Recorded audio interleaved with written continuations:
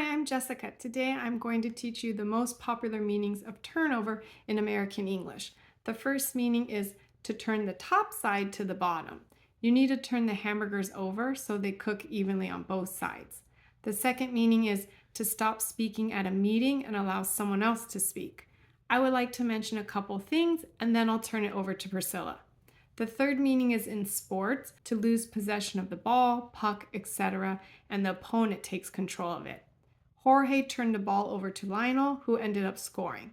The fourth meaning is to think about carefully. She has been turning the idea over in her mind for a week. The fifth meaning is to give someone or something to someone in authority, especially because they have ordered you to.